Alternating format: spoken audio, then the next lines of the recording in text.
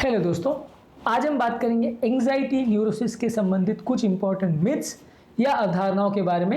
ये एक काफ़ी कॉमन बीमारियां हैं और इसके संबंधित बहुत सारे लोगों के मन में बहुत सारी अवधारणाएं भी हैं। बहुत सारे लोग इस बीमारी को ना तो समझ पाते हैं, ना उसके बारे में डिटेल्स को समझ पाते हैं। तो आज कुछ इंपॉर्टेंट मिथ्स को हम बस्ट करेंगे, आज इंपॉर्टेंट मिथ्स को हम डिस्कस करेंगे कि ये अवधारणाएं क्या है, क्यों है और इनके मामले में सच्चाई क्या है, ताकि एंग्जाइटी की बीमारी के बारे में एक कॉमन अंडरस्टैंडिंग डेवलप हो पाए। टॉपिक पर जाने से पहले जो लोग हमारे चैनल पर नए हैं उन्हें रिक्वेस्ट करूँगा कि चैनल को सब्सक्राइब करें, वीडियोस को लाइक करें, शेयर करें, फॉलो करें, कमेंट करें, पूरा देखें। ये टॉपिक में हर एक पॉइंट की बहुत ज़्यादा रेलेवेंस है, बहुत इंपॉर्टेंस है और बहुत सारे इंपॉर्टेंट अवधारणाएं हैं, इसलिए टॉपिक को एंड तक देखिएगा। तो चलिए शुरू करते हैं ये इंपॉर्टेंट और शानदार वीडियो। सबसे पहले ये लोग सोचते हैं अक्सर कि एंग्जाइटी यानी चिंता की बीमारी सिर्फ सिंपल वरी करने की प्रॉब्लम में है या सिंपल चिंता की प्रॉब्लम है। ये एक बीमारी नहीं है। लोगों को ये समझने की आवश्यकता है कि एंग्जाइटी जो है तब इसको बीमारी की कैटेगरी में रखा जाता है जब ये बहुत ज़्यादा हो, एक्सट्रीम हो और बिना किसी कारण के यदि आपको एंग्जाइटी हो रही हो तो ज़्यादातर हम उसे एक बीमारी की कैटेगरी में रखते हैं, जो आपकी डेली फंक्शनिंग के साथ, आपके काम के साथ, आपकी कैपेबिलिटी के साथ, सब चीज़ों के साथ इंटरफियर करती है। सिंपल यदि किसी को व्यक्ति को कोई चिंता हो रही है तो वो एंग्जाइटी न्यूरोसिस की कैटेगरी में यूजली नहीं माना जाता है, उसको इतना सीरियसली नहीं लिया जाता है। लेकिन जब भी चिंता बहुत ज़्यादा हो जाती है और ज़रूरत से ज़्यादा हो जाती है तभी हम इसे बीमारी की कैटेगरी मानते हैं। इसलिए इसे नॉर्मल बात मत मानिए कि हाँ यार ये चिंता करता रहता है, हमेशा बहुत ज़्यादा सोचता है तो ये इसका सिंपल नॉर्मल प्रॉब्लम है, ऐसा नहीं है। एंग्जाइटी न्यूरोसिस जब वो एक्सट्रीम लेवल पे पहुंच जाता है तभी हम उसे एक बीमारी की कैटेगरी में मानते हैं और तब उसे इलाज की भी ज़रूरत होती है, क्योंकि सिर्फ आप उसको कह दोगे कि चिंता करना छोड़ दो तो वो ठीक हो जाएगा, ऐसा नहीं है। क्योंकि जब चिंता उसके कंट्रोल में ही नहीं है तो वो उसको अपने आप ठीक भी नहीं कर पाएगा।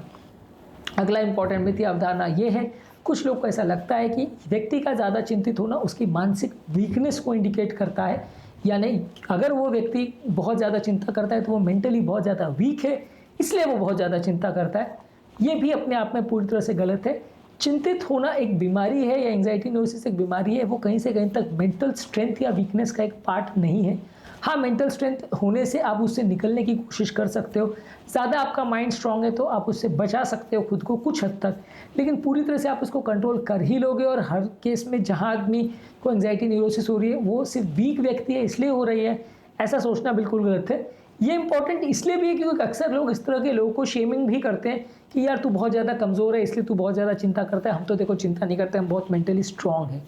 तो ये बीमारी है जिसका स्ट्रेंथ से पूरी तरह से लेना देना नहीं है। हाँ, स्ट्रेंथ उसमें कुछ हद तक एक पार्ट प्ले कर सकता है, लेकिन हर व्यक्ति को मेंटली वीक मान लेना, कमज़ोर मान लेना, उसको शेम करना या उसके बारे में उसको गालियाँ देना या उसको ताने देना, ये पूरी तरह से गलत है और ये उस व्यक्ति की चिंता और एंग्जाइटी को उल्टा बढ़ा ही देगा। इसके अलावा कुछ लोगों को ऐसा लगता है कि किसी व्यक्ति को एंग्जाइटी की प्रॉब्लम है और यदि हम उस व्यक्ति को सिर्फ बोल देंगे यार ये चिंता मत करो, रिलैक्स करो, काम करो, अपने आप को ठीक हो जाएगा, ऐसा यूजली नहीं होता है। एंग्जाइटी न्यूरोसिस अपने आप में बीमारी है जो कि अक्सर आपके कंट्रोल में नहीं होती है, आप इसको पूरी तरह से कंट्रोल या नियंत्रित नहीं कर सकते हो, इसीलिए ही इसे बीमारी की कैटेगरी में रखा जाता है और इसीलिए ही इसमें ट्रीटमेंट लगता है।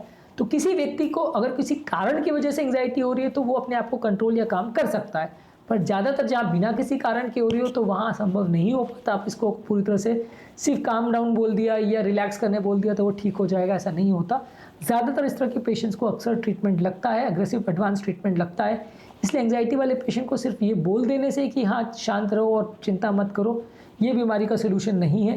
बीमारी का सोल्यूशन उसमें अग्रेसिव ट्रीटमेंट करना और एंग्जाइटी की बीमारी को ठीक करना, साइकेट्रिस्ट को मिलना, ये सारी चीज़ें इसमें सोल्यूशन हो सकता है, लेकिन बोल देने से काम नहीं हो पाएगा।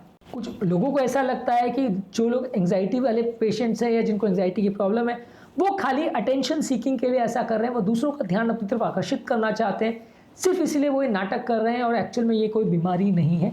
लेकिन ये पूरी तरह से गलत है। एंग्जाइटी के पेशेंट्स को ठीक है अटेंशन देने से उनको फ़ायदा मिलता है और उनको बॉडी या माइंड को काम करने में मदद मिलती है, पर ये कहीं से कहीं तक सोचना सही नहीं है कि वो खाली अटेंशन सीकिंग बिहेवियर है या दूसरों का ध्यान आकर्षित करना चाह रहे हैं इसीलिए ही वो अपने आप को बीमार होने का साबित करना चाह रहे हैं या इस तरह का कोई नाटक कर रहे हैं, ये सोचना बिल्कुल गलत है।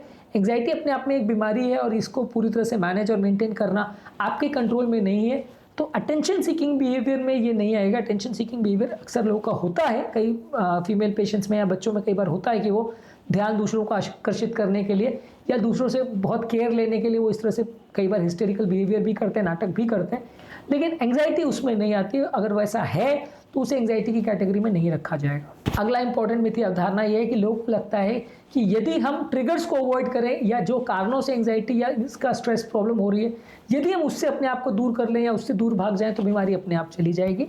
ट्रिगर्स को अवॉइड करना टाइम बीइंग के लिए सही है, आप थोड़ी देर तक अपने आप को इससे बचा सकते हो।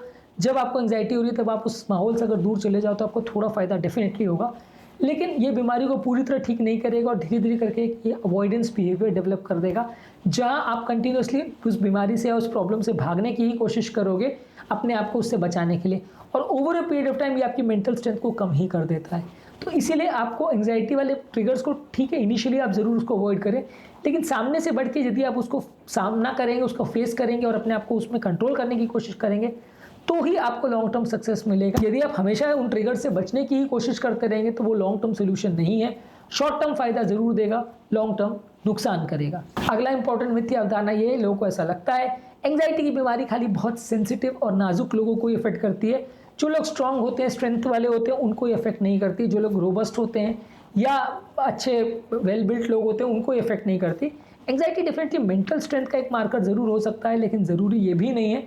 सेंसिटिव लोगों को होने का चांस थोड़ा सा ज़्यादा रहता है, पर यह भी ज़रूरी नहीं है। अपने आप में बीमारी है जिसमें बहुत सारे फैक्टर्स का रोल होता है। इसमें सिर्फ सेंसिटिव होना या मेंटली वीक होना या फिजिकली वीक होना, ये इसमें फैक्टर्स नहीं होते हैं।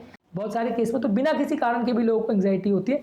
इसलिए खाली ये सोच लेना कि एंग्जाइटी का मतलब व्यक्ति बहुत नाजुक है या बहुत सेंसिटिव है, ये सोचना गलत है। और इस तरह से यदि हम पेशेंट को ट्रीट करेंगे तो फायदे के बदले अक्सर नुकसान होगा। अगला इंपॉर्टेंट मिथ्या अवधारणा ये है कि लोगों को लगता है कि एंग्जाइटी एक सीरियस प्रॉब्लम नहीं है, ये अपने आप में एक माइनर प्रॉब्लम है जो टाइम के साथ अपने आप चली जाएगी। यदि हम उसको अपने आप छोड़ दें तो धीरे धीरे करके वो ठीक हो जाएगी। एंग्जाइटी एक सीरियस प्रॉब्लम है जो कि आपके ओवरऑल पूरे शरीर को खराब कर सकती है। बहुत सारे बीपी, शुगर, कोलेस्ट्रॉल और मेटाबॉलिक प्रॉब्लम्स को बढ़ा सकती है, हार्ट अटैक के चांसेस को बढ़ा सकती है, अलग अलग तरह की बीमारियों को लेकर आ सकती है। इसलिए एंग्जाइटी को सिर्फ छोटी बीमारी छोटी बीमारी सोच के उसे छोड़ देना अपने हाल पर और ये सोच लेना कि वो अपने आप में टाइम के साथ ठीक हो जाएगी, ये ज़रूरी नहीं। अक्सर वो टाइम के साथ बढ़ भी सकती है यदि उसका प्रॉपर इलाज ना किया जाए तो। इसलिए एंग्जाइटी को छोटी बीमारी मत मानिए, अपने आप में सीरियस कंडीशन है और जिस तरह से आप बाकी बीमारियों को डील करते हैं उसको भी उतनी ही प्रायोरिटी देनी चाहिए। अगला इंपॉर्टेंट मिथ और काफ़ी कॉमन अवधारणा लोगों को ये कि एंग्जाइटी का हमेशा कोई ना कोई कारण होना चाहिए। आप अक्सर ये बोलते हो, यार तू चिंता है, किस बात की चिंता है तेरे को क्या प्रॉब्लम हो रही है जिसकी चिंता है। एंग्जाइटी का मतलब ये है कि जहाँ वो प्रॉब्लम बिना किसी कारण के हो रही हो या जो कारण है उसके कंपेरिजन में बहुत ज़्यादा हो रही हो। एग्जाम अगर कल है या कोई आपको किसी डेंजरस व्यक्ति को फेस करना है या कोई ख़राब सिचुएशन है, वहाँ तो हर आदमी चिंतित होता है, लेकिन उसको आप बीमारी नहीं मानते। जब वो बहुत ज़्यादा चिंता हो रही है, एक्सट्रीम चिंता हो रही है जो अनमैनेजेबल है, तभी आप उसको बीमारी की कैटेगरी में रखोगे, तभी आप उसको एंग्जाइटी न्यूरोसिस बोलोगे। तो इसलिए एंग्जाइटी की बीमारी जो है उसको यदि आप हमेशा ये सोचो कि हमेशा इसमें कारण मिल ही जाएगा तो ऐसा ज़रूरी नहीं है। बहुत सारे एंग्जाइटी वाले पेशेंट में कोई भी कारण आपको ना मिले, ऐसा हो सकता है व्यक्ति बिना कारण के चिंतित हो सकता है, ऐसा हो सकता है। और लास्ट इंपॉर्टेंट मिथ या अवधारणा जिसके बारे में आज बात करेंगे कि लोगों को लगता है कि एंग्जाइटी की बीमारी का एक ही ट्रीटमेंट है कि आप दवा लेते रहो और बीमारी अपने आप चली जाएगी। एंग्जाइटी के बिहेवियर को मैनेज करने के लिए बहुत सारे और टिप्स हैं, बहुत सारे और तरीके हैं, बहुत सारे और साइकोथेरेपी, बिहेवियरल थेरेपी और बहुत सारी चीज़ें लगती हैं। इसीलिए ये बीमारी को खाली ये सोच लेना कि दवा लेना ही इसका सोल्यूशन है और जब तक दवा लेते रहोगे तब तक ठीक रहोगे, जब दवा बंद कर दोगे तो ख़राब हो जाओगे। बाकी सारी चीज़ों को भी इसमें साथ में करना आवश्यक है। यदि आप बाकी सारे फीचर्स पर या बाकी सारे ट्रीटमेंट थेरेपीज़ पर फोकस नहीं करोगे तो रिजल्ट्स आपको उतने अच्छे नहीं मिलेंगे, बीमारी बढ़ती जाएगी और लॉन्ग टर्म आपकी हेल्थ को ख़राब ही करेगी। इसलिए एंग्जाइटी वाले पेशेंट को सिर्फ दवाई पर भरोसा नहीं करना चाहिए, उनको बाकी सारी चीज़ों पर भी बात करनी चाहिए, बाकी सारे थेरेपीज़ पर भी उतना ही फोकस करना चाहिए। दवाइयों से ज़्यादा कई बार ये बाकी थेरेपीज़ आपको फ़ायदा ज़्यादा करती हैं और लंबे समय में एंग्जाइटी को ठीक करने में मदद करती हैं। आज के टॉपिक में एंग्जाइटी न्यूरोसिस यानी चिंता की बीमारी संबंधित कुछ इंपॉर्टेंट मिथ्स या अवधारणाओं पर हमने बात करी। इसके अलावा भी और भी बहुत सारे अवधारणाएं बाकी हैं जिसके बारे में हम इस वीडियो के सेकेंड पार्ट में बात करेंगे। उम्मीद करूंगा कि आज के टॉपिक में कुछ नई बातें जानने को मिली होगी। जो लोग हमारे चैनल पर नए हैं उन्हें रिक्वेस्ट करूंगा कि चैनल को सब्सक्राइब करें, वीडियोस को लाइक करें, शेयर करें, फॉलो करें, कमेंट करें, पूरा देखें।